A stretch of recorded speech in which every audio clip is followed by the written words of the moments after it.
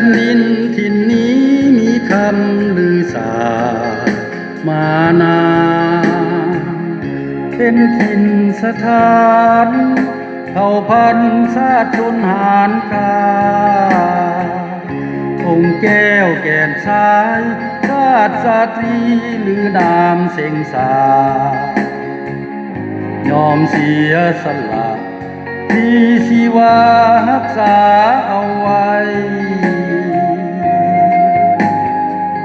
เท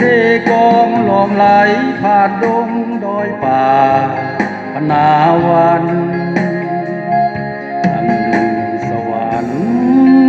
ประทานน้ำทิพย์มาให้หล่อเลี้ยงแผ่นดินแหล่งทำกินชุมชนน้อยใหญ่ส่งเสริมเติมให้ความสมบูรณ์ของดินถิ่นนี้แห่งสีกองคือเจ้าของกับสื่อสายสีงามแท้ดีเมืองละมามขวัญใจแข่งนี้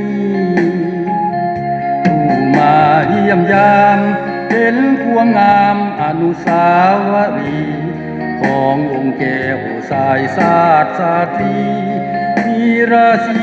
เป็นที่เลื่อมใสก็ลืมสร้างสรรค์ตัวเมืองขึ้นใหม่งามตาตากจึงสร้างสาพัฒนาตามแผนวางไว้เมืองกว้างท่าแตงมีท่าแห่งผู้ฟังกว้างใหญ่ธรรมศาสตร์มีมากหลายเป็นเงื่อนไขพัฒนาเสก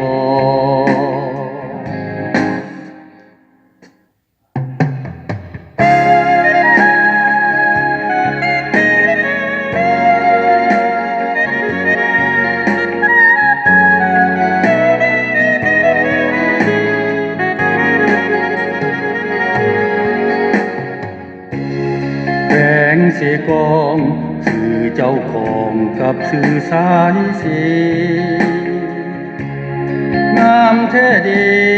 เมืองละมามขวัญใจแพงนี้ผู้มาเยี่ยมยามเห็นความงามอนุสาวรีย์ขององค์แก้วสายชาติสตรีมีราศีเป็นที่เลื่อมใสก็ลืมสร้างสรรค์ตัวเมืองขึ้นใหม่งามตาดากจึงสร้างสาพัฒนาตามแผนวางไว้เมืองกว้างท่าแตงมีท่าแห่งผู้ฟังพวงใหญ่ธรรมศาสตร์มีมากหลายเป็นเงื่อนไขพัฒนาเสก